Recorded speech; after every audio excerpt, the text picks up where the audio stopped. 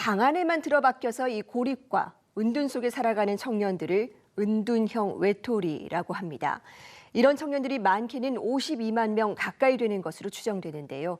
더 걱정스러운 건 이 고립이 시작되는 시기가 점점 더 빨라지면서 심지어 초등학교 때부터 그 징후가 나타나고 있는 겁니다. 보도에 진태희 기자입니다. 아들이 외출을 꺼리기 시작한 건 고등학교 3학년, 지금으로부터 16년 전입니다. 어렵게 들어간 대학도 그만두고 심지어는 극단적 선택까지 시도했습니다. 수억 원을 들여가며 여러 상담기관을 다녀봤지만 별다른 도움을 얻지 못했습니다. 같은 처지에 놓인 부모들과 함께 3년 전 지원 단체를 만든 이유입니다. 설립하고 1년 차에 초등학생 어머니가 전화가 오셨고요. 그 무렵에 30대 중반인데 아버님이 전화가 주셨는데 그날 아쉽게도 그 친구는 외국 유학까지 다녀왔는데 이 세상을 하직을 했습니다. 사회적 고립감을 느끼는 시기는 점점 더 어려지고 있습니다. 한국청소년정책연구원에 따르면 이유 없이 외로운 적이 있다고 답한 아동 청소년은 3명 중 1명. 이 비율은 최근 3년간 크게 늘었는데 특히 초등학생과 중학생의 증가폭이 컸습니다. 고민을 나눌 대화 상대가 없는 경우도 꾸준히 증가해 지난해는 8명 중 1명으로 나타났습니다.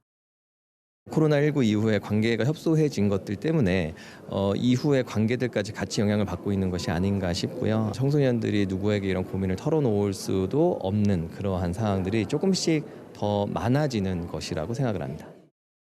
하지만 부모가 아이의 은둔을 바로 알아차리기는 쉽지 않습니다.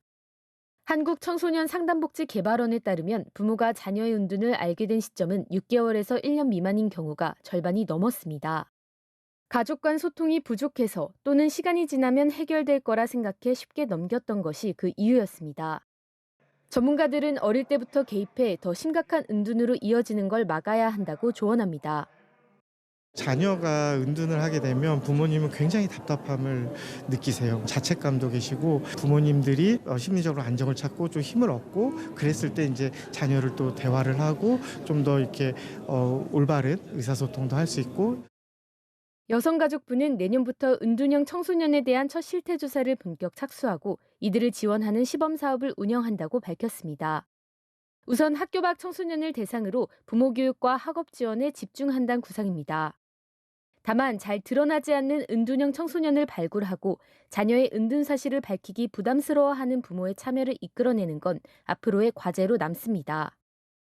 우리 아이들은 크게 문제 있는 아이들은 아닙니다. 누구나 다 은둔 고립이 될 수 있기 때문에 부끄러운 현상이 아니라고 봅니다. 그래서 함께 나서서 함께 얼굴을 내밀고 함께 공부하고 깨어있는 부모들이 됐었으면 좋겠습니다. EBS 뉴스 진태입니다.